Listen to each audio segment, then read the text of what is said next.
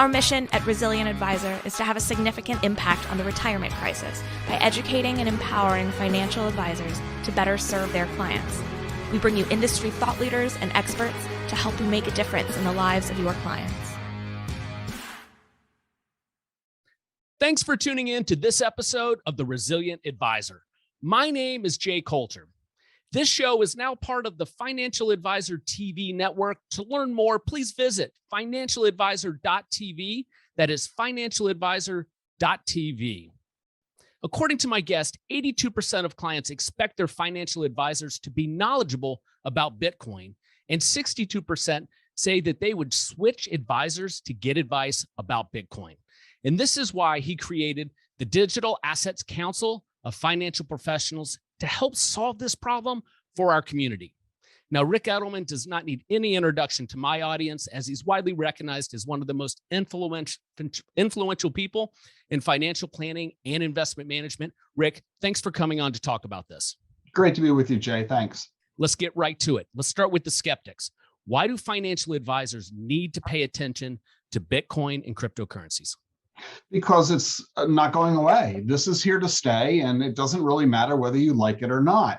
And that's the whole crux of the issue, Jay. In other words, take a look at the diversified portfolio that you already give your client. You've got probably 10, 15, 20 different asset classes and market sectors in that portfolio. I'm willing to bet that there's an asset class in there you don't like, but it's there anyway as part of a diversified portfolio. Or let's look at investment strategies you really do hate that you have nothing to do with, like annuities or non-traded REITs, or you name it. We all have certain investment strategies or products that we don't like. Everybody pretty much knows how I feel about annuities. I'm not a big fan. And other people who love annuities can explain why they love annuities very, very articulately. But you know what? I can explain equally well why I don't like annuities. So just because I don't like it doesn't mean that I can remain ignorant about it. If I'm going to do my job as a fiduciary, serving my client's best interests, that means I need to be knowledgeable about all this stuff. Only with the knowledge can I determine whether or not I like or don't like a given idea or strategy or product. So for an advisor to say, I don't care about Bitcoin and therefore not going to learn about it, that's an abdication of your fiduciary responsibilities. You've got to learn about it so that you can determine whether or not it belongs in your client portfolios. You know, Ric, I started covering Bitcoin about 2 years ago for advisors, and I was a skeptic. I did it as part of an educational series. It started with Tyrone Ross and Matt Hogan, some advocates, early advocates like yourself to this space. Right. But what's been interesting to me over the past 18 months in particular is the sheer amount of brain power we're seeing leave the financial services space and pivot their careers towards this sector, which to me that was kind of my aha moment. Hey, I should pay attention to it. Right. But even as Matt Hogan pointed out, and you just reiterated, it's not about putting all your chips in on crypto. It's about making it part of an overall portfolio, which is sometimes hard for advisors to get past. But let's say I'm a financial advisor and I say, okay, Ric, I understand what you're saying. Maybe it should be part of a portfolio. How do I do it? What's your response? Yeah, that's the good news, Jay. When I got started in the crypto space was back in 2012.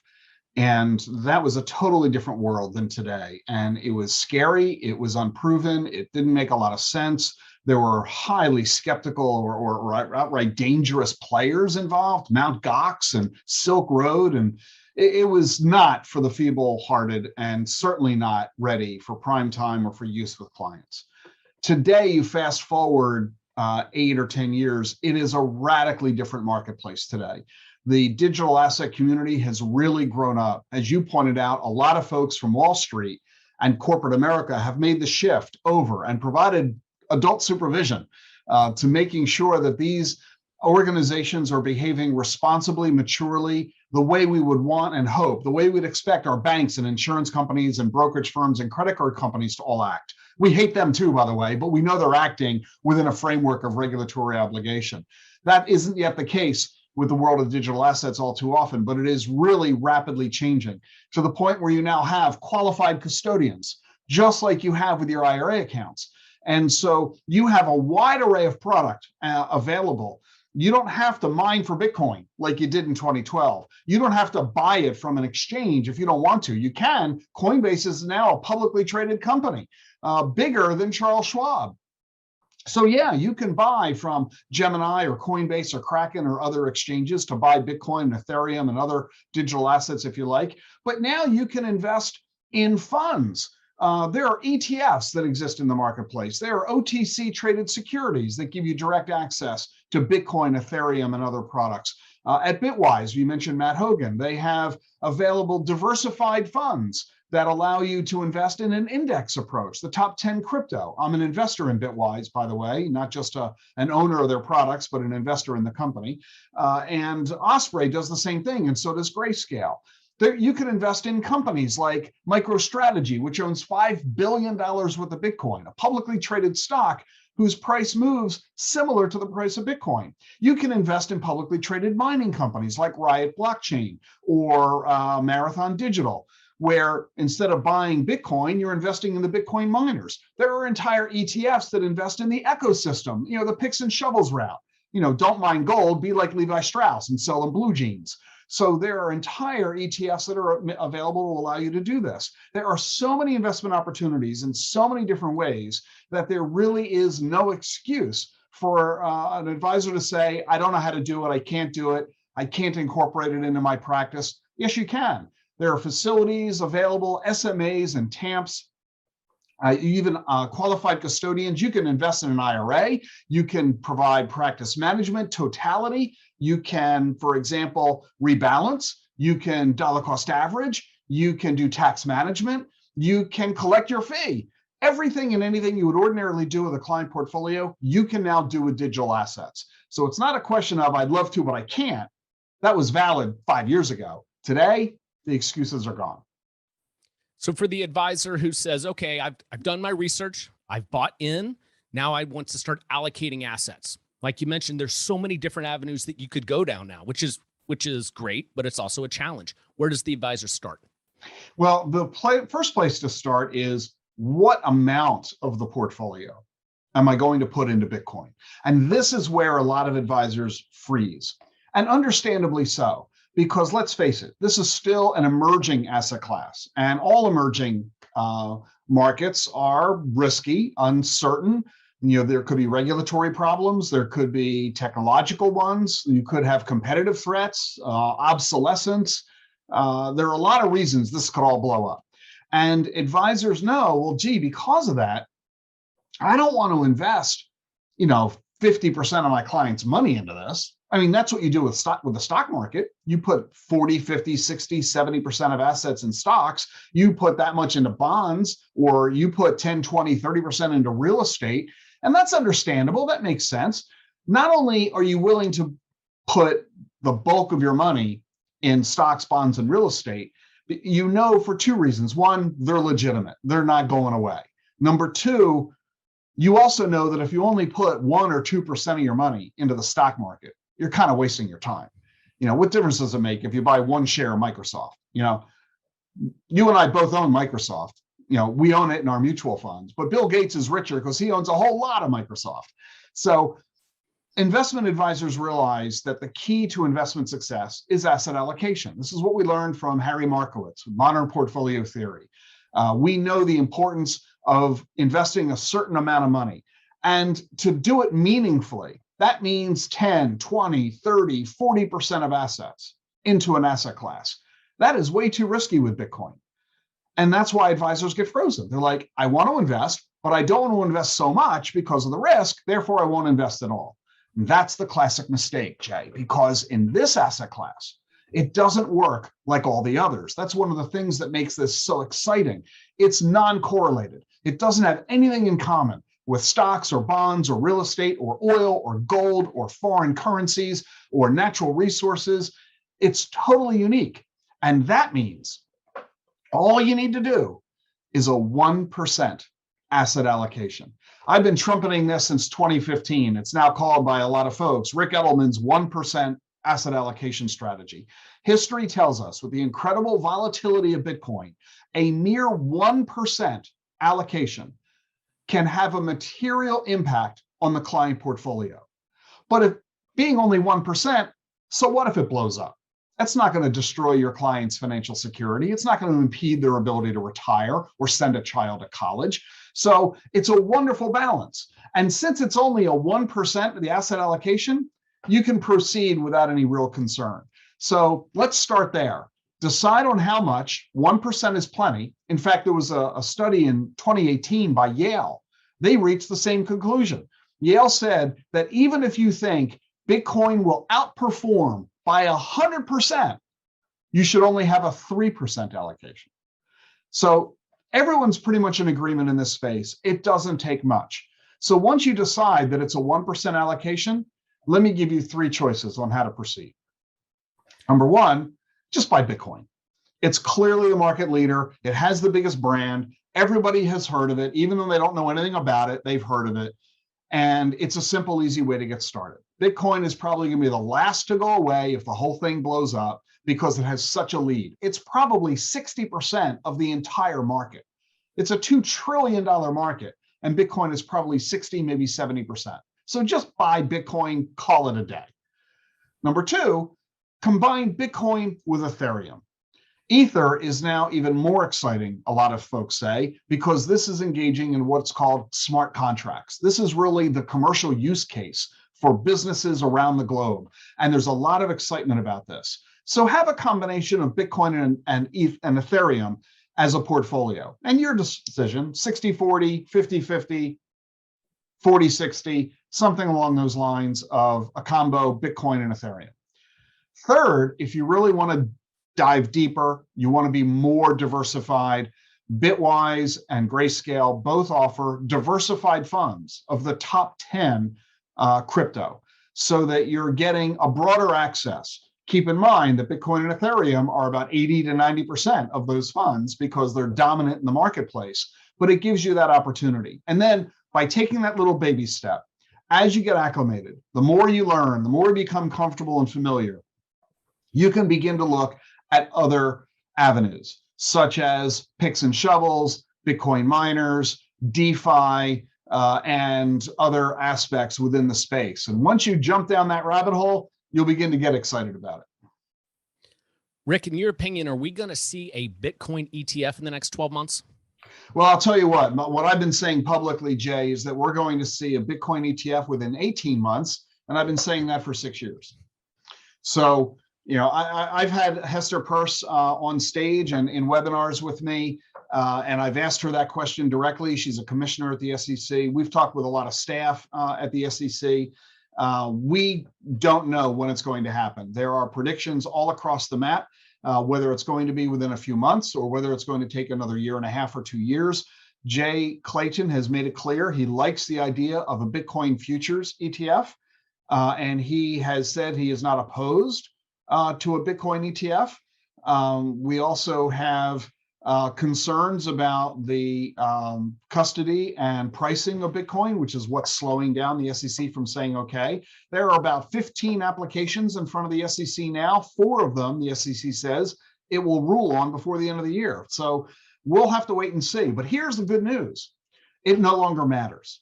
You really don't have to wait for a Bitcoin ETF anymore. That was the mantra 5 years ago, because it was the only way for advisors to engage and for ordinary investors. I mean, we're not going to go open a Coinbase account or whatever. It's complicated, it's confusing, it's a little scary. We're not going to bother doing that. We want an ETF. We know ETFs, we like ETFs, they're easy to work with and low cost, but there isn't one. And that's why a lot of advisors said, I'm going to wait. How much longer are you going to wait? Bitcoin is already almost $50,000. You're going to wait till it's 100,000 by the time an ETF comes available? You don't have to wait anymore. You've got GBTC and Osprey's Bitcoin Trust. You've got Bitwise's Diversified Trust, BITW. You can already buy Bitcoin in the open marketplace through securities in your brokerage account, just like everything else. You can buy MicroStrategy, MSTR is the symbol, which is essentially a Bitcoin proxy. You can buy Riot Blockchain, RIOT, and add this to your client portfolios. There's no reason to wait for a Bitcoin ETF because really we don't know when it's going to come out, and who knows what the price of Bitcoin will be by the time it does. How much more of the gain are you going to sit and miss? All right, Rick, one more question before we talk about the council. There was a point in time, I don't know, probably 10 years ago, where you weren't a believer in Bitcoin, in the blockchain, in cryptocurrencies. And then something had to happen, a process, a journey. Walk us through where you went from not being an advocate and a believer to being a believer. Well, it didn't take me very long, not as long as most. When I first found out about Bitcoin in 2012, I was at the executive program of Singularity University, which is kind of like Grand Central Station for the expo tech world. You know, it's a deep dive program in AI, robotics, nanotech, biotech, bioinformatics, 3D printing, fintech. And that's where I learned about Bitcoin. And it didn't make any sense to me. I mean, digital money, not issued by a government that's meant to replace fiat currencies. Oh, come on. You know, I mean, it just didn't make any sense on its surface. But I was intrigued because there were some pretty significant people, even back then in 2012, in getting engaged. And so I went, and instead of just dismissing it out of hand as a tulip bulb or a beanie baby, as most people do when they first hear about it, I decided to look further into it. My curiosity defeated my skepticism. And I engaged, and I spent a lot of time in 2013 talking with people in the ecosystem, talking to the developers, studying about it, trying to understand what this blockchain thing is. And by early 2014, began investing. And mostly as an experiment, an educational activity, you know, what's it like as a user experience? And the more I got engaged in this, the more I began to realize that there's a there. And I became a very big proponent very quickly, not so much because of Bitcoin, but because of the blockchain, the underlying technology that was invented to allow Bitcoin to exist.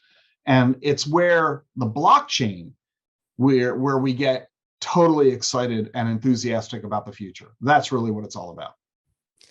Very similar to my journey. It was just 8 years later and cost me a lot more money. So in the future, you'll look back on it and say it was cheap. That's right. Hopefully. All right. So let's talk about the council. So what was your inspiration for creating the council? Well, as I was developing my own knowledge, it was all self-study and connections I was making within the crypto community because there was no availability of info anywhere. I mean, the CFP board, even today, the CFP program doesn't have any content on crypto, certainly let alone back in 2012. Nobody does anywhere have any content on this. And so it was all, you know, bootstrapping, just figuring out on my own, working outside of the financial services community because nobody in finance ever heard of it, knew what it was, or was anything other than a skeptic. You know, Warren Buffett called it rat poison squared. Even Jamie Dimon, even this week, had another interview where he says he thinks it's ridiculous. So Wall Street hated it. And so I couldn't turn to them for advice and help and so on. So I figured it out on my own. And I realized really two things in the course of my research. First, blockchain technology and the resulting digital assets that it allows to exist is the most profound invention for global commerce since the internet itself. It's hard to overstate how big a deal this really is. Second, the overwhelming majority of financial advisors don't realize this. And since they don't realize it, they're not engaging, they're not including it in client portfolios, and that's hurting clients and their ability to achieve their financial goals. And it's not out of malice. It's simply because advisors have not had the guidance that they need. Their firms aren't helping them. There isn't training available. Nobody's really providing the resource. And so 3 years ago, I created DACFP, the Digital Assets Council of Financial Professionals. We serve as an educational forum, connecting the crypto community with the financial community to bring them together. Because what I've learned is that the crypto community is making some really cool products and services that are of real value to advisors and our clients. But they don't know how to talk to advisors. In fact, most of them have never even heard of RIAs. They don't even know the RIA marketplace exists, let alone the fact we're managing $8 trillion in assets.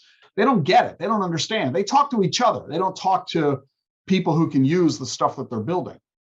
And the financial community doesn't know anything about the crypto community. They don't know the products that exist or the services or how it can be helpful in your practice management, help you grow a business, attract clients, manage their assets, improve returns while lowering risks. The advisory community is as equally ignorant of the cryptos as the cryptos are of the advisors.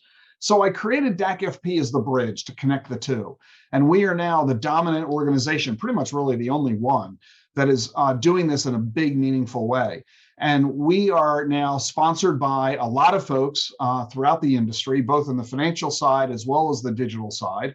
We're the official education partner for the blockchain and digital assets for the CFP board, the Financial Planning Association, XY Planning Network, the Investment Advisors Association, and the Money Management Institute. And there are a lot of companies, including Orion and others, that are turning to us to provide education to their members, their advisors, their employees, and such. We've created along the way, in addition to a lot of webinars that we do and a lot of online content, we also have the certificate in blockchain and digital assets.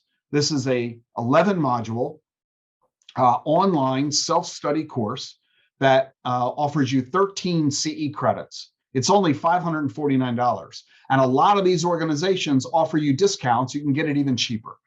And it's a world-class faculty. Scott Stornetta, for example, is the co-inventor of blockchain technology. He's on our faculty.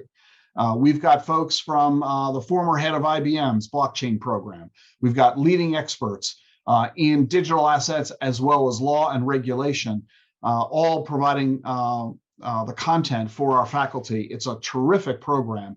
We've only launched it since May, and already over 1,000 advisors are enrolled, including from 7 countries around the world. So this is becoming a global phenomenon, and we're just thrilled to be able to be providing this content to advisors all across the country. So once someone completes the certification program, are there continuing educational opportunities, or is this a go, get the designation, and you're done? When you get the certificate, you get a digital badge. You get to display it on LinkedIn and all your other social media sites and your electronic business card. You get to brag to your clients not only that you have the knowledge, but you've got the certificate. And that helps you set yourself apart from your clients and prospects who are all interested. The stat you offered at the top of our conversation, 82% of clients want their advisor to be knowledgeable about this. And this is your way of being able to show your clients and prospects through your marketing that you have the knowledge and expertise they need to rely on you for this. That's just the start, Jay, to your point. We have ongoing continuing education content, a lot of it exclusive for those who attain their certificate. We have marketing materials and educational materials that allow you to make it easier for you to communicate with your clients and explain all this to them to help you build your practice. So it's an ongoing community that we're building that is really helping a lot of advisors get up to speed quickly in a very easy, convenient way through online self-study. Ric, I appreciate you coming on. Advisors, please check out the certification program at DACFP.com. That's DACFP.com. And Ric, I really appreciate your advocacy for advisors learning and getting up to speed with crypto and digital assets. It's my pleasure, Jay. Thanks so much for the time today.